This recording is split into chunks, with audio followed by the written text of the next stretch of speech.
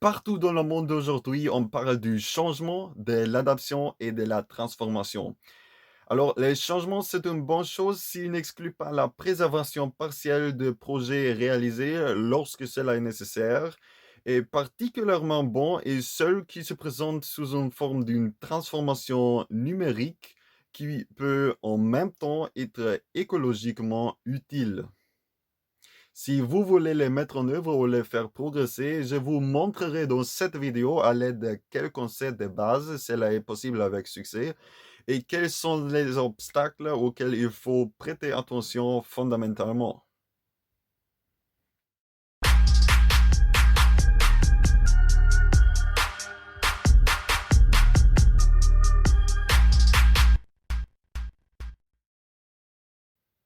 Comme toujours après la vidéo, n'oubliez pas de laisser un abonnement et une évaluation positive pour me permettre d'approfondir la thématique.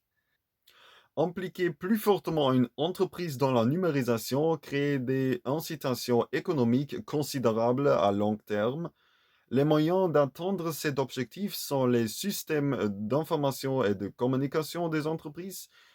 Ils sont utilisés pour collecter, sauvegarder, manipuler et transmettre des informations assistées par ordinateur, les données et les logiciels et les communications dans le contexte de l'interaction homme-machine. Mais ce qui n'est souvent pas assez pris en considération, c'est le niveau élevé de la complexité, autant du côté de l'informatique que du système d'action lui-même.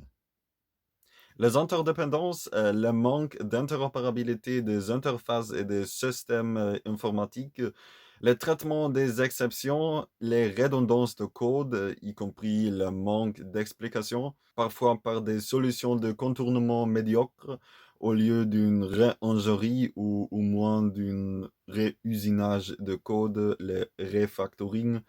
En outre, il existe d'énormes barrières de communication entre les utilisateurs et les développeurs.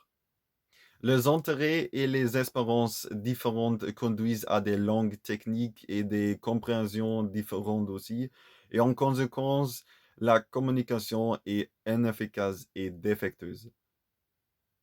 De plus, il arrive souvent que personne ne veuille s'adapter de tout, ne veut quitter la zone de confort. Les modèles d'action existants sont dans un blocage.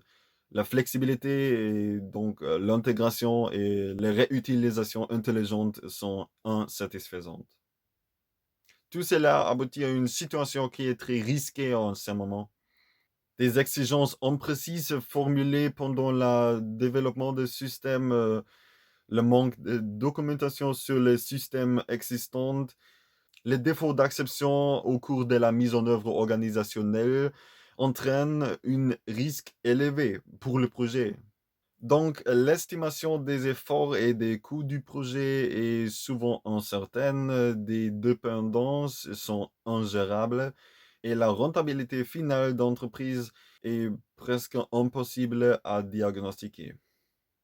Mais ce n'est pas tout, car les changements des besoins causent souvent des problèmes évitables dans la maintenance du système.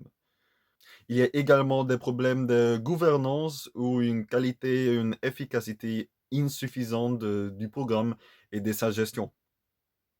En vue d'améliorer cette situation, la clé réside dans une adoption mutuelle du système d'action et de l'information et dans une abstraction des termes et des concepts et des bases communes. C'est pourquoi il n'est pas nécessaire ou conseillé de trouver un moyen de schématiser correctement les modèles d'action existants, ni de prendre pour modèle une entreprise idéalisée au sens des experts en informatique. Par cette abstraction, les détails non essentiels pour la conception du système peuvent être négligés. La complexité est réduite. Les principaux processus économiques essentiels peuvent être réarrangés selon des modèles innovateurs. La flexibilité est renforcée.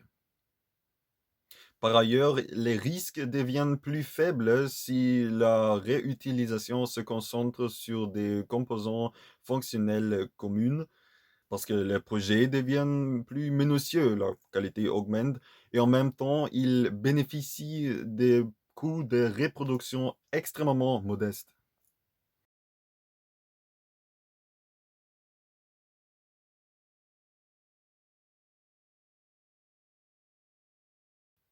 L'interopérabilité, la stabilité de valeur, la rentabilité et l'intégration augmenteront si les redondances qui résulteraient d'une utilisation de code multiple sont éliminées, ce qui permettra d'améliorer l'intégrité du système alors, l'absence des états ou des transitions inacceptables.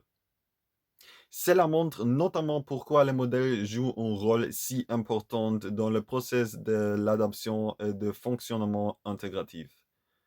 Sans eux, cette pensée abstraite, cette convergence d'idées, le consensus sur des résultats finaux productifs ne serait pas possible. Alors mettez enfin en action ensemble ce qui les jeux demandent et assurons-nous que le potentiel parfait de l'utilisation des technologies d'information et des personnes qui sont capables d'y faire face ne soit plus seulement vu dans l'abstrait au royaume des possibles, mais devient réalité. Réalité. Take action and live the rest of your life in perfection. À bientôt.